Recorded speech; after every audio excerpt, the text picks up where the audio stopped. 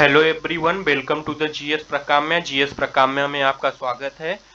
आज हम पढ़ेंगे अति महत्वपूर्ण polity MCQ questions, important questions जो कि पॉलिटी से आते हैं एग्जाम में, उसको आज हम लोग पढ़ेंगे। पहला क्वेश्चन है, किस वर्ष में भारतीय राष्ट्रीय कांग्रेस ने संविधान सभा की मांग की थी? जो भारतीय राष्ट्रीय कांग्रेस थी उसने किस वर्ष में संविधान सभा की मांग की थी, आपको बताना है। 1939, 1919 में, 1934 में, 1928 में। तो भारतीय राष्ट्रीय कांग्रेस ने 1934 में संविधान सभा की मांग की थी। अगला क्वेश्चन है, किसने उद्देश्य प्रस्ताव पेश किया था जिसको बाद में संविधान के प्रस्तावना के रूप में ग्रहण किया गया? जिसको हम लोग अंग्रेजी में प्रीएम्बल बोलते हैं और उद्देश्य प्रस्ताव को ऑब्जेक्टिव रिजोल्यूशन बोलते हैं। तो किसने उद्देश्य प्रस्ताव को पेश किया था जिसको बाद में संविधान के प्रस्तावना के रूप में ग्रहण किया गया? Doctor Rajendra Prasad, B R. अम्बेडकर, जवाहरलाल नेहरू, महात्मा गांधी। तो उद्देश्य प्रस्ताव को जवाहरलाल नेहरू ने पेश किया था। अगला क्वेश्चन है क्वेश्चन नंबर 3।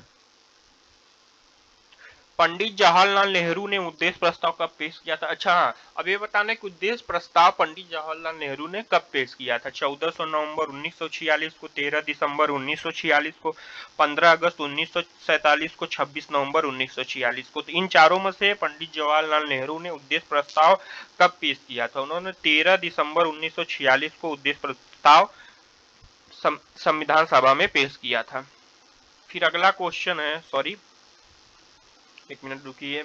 अगला क्वेश्चन है क्वेश्चन नंबर 4, निम्नलिखित में से क्या भारतीय संविधान की प्रमुख विशेषताओं में से एक है?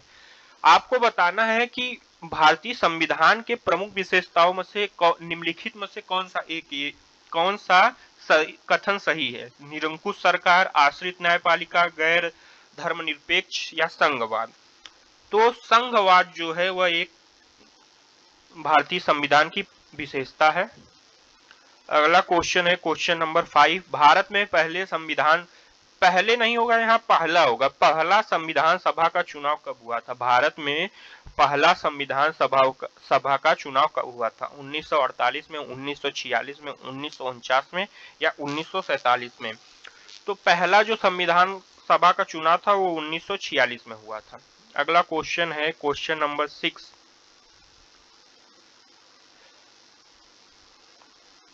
संविधान सभा के प्रारूप समिति में कितने सदस्य थे? जो प्रारूप समिति थी, ड्राफ्टिंग कमेटी थी, उसमें कितने सदस्य थे? संविधान सभा की जो प्रारूप समिति थी उसके कितने सदस्य थे? आपको पता है कि जब हमारा संविधान बन रहा था तो वहां पर कई समितियां बनी थी जो अलग अलग मैटर से डील कर रही थी, अलग अलग कारण जो थे उससे डील कर रही थी। तो उसी में से एक प्रारूप समिति थी। इसमें कुल कितने सदस्य थे? 8 सदस्य, 14 सदस्य थे, 9 सदस्य थे, 7 सदस्य थे? तो इसमें 7 सदस्य थे। कितने सदस्य थे? 7 सदस्य थे। क्वेश्चन नंबर 6 था ये। अब अगला क्वेश्चन है क्वेश्चन नंबर 7। इसको बताना है आप लोगों को कि भारत का संविधान किस प्रणाली पर आधारित है? एकात्मक, सांसदीय, संसदीय, राजतंत्र या राष्ट्रपति? जो भारत का संविधान है वो कौन से प्रणाली पर चलता है? तो वो संसदीय प्रणाली पर है। हमारे, जैसा कि आपको पता होगा कि हमारे राष्ट्र में पार्लियामेंट चलता है, संसद चलता है। भारतीय संविधान के मसौदा समिति के अध्यक्ष कौन थे? जो भारतीय संविधान की मसौदा समिति थी उसके अध्यक्ष कौन थे? राजेंद्र प्रसाद थे, सरदार वल्लभ भाई पटेल थे, जवाहरलाल नेहरू थे या बी.आर. अम्बेडकर थे? तो आपको चारों में से बताना है कि भारतीय संविधान के मसौदा समिति के अध्यक्ष कौन थे? तो बी.आर. अम्बेडकर भारतीय संविधान के मसौदा समिति के अध्यक्ष थे। अगला क्वेश्चन है क्वेश्चन नंबर 10, भारतीय संविधान सभा की कुल सदस्य, कल नहीं होगा यहाँ कुल होगा, थोड़ा सा प्रिंटिंग मिस्टेक हो जाता है। कुल सदस्यता 389 थी, जिसमें कितने रियासतों के प्रतिनिधि थे? यहाँ बताया गया है कि जो भारतीय संविधान की सदस्यता थी वह 389 थी। तो उसमें आपको बताना है जो प्रिंसली स्टेट थे उनकी जो रियासतें हुआ करती थी उनकी संख्या कितनी थी? 84, 93, 101, 109।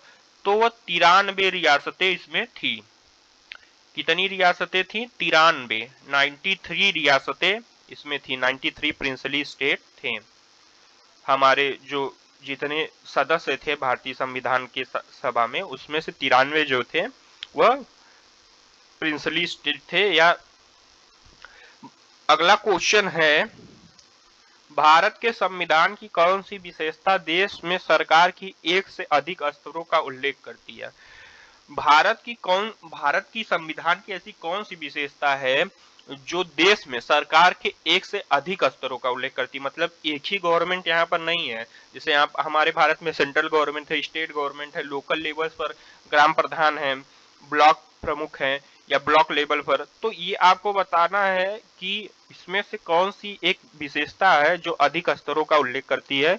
तो वह संघवाद है। हमारा भारत जो है वो यूनियन ऑफ स्टेट है।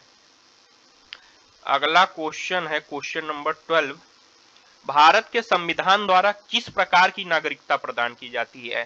जो हमारा भारत का संविधान है, कॉन्स्टिट्यूशन ऑफ इंडिया है, वो कौन सी प्रकार की नागरिकता देता है? क्षेत्रीय नागरिकता, एकल नागरिकता, दोहरी नागरिकता या स्थायी नागरिकता?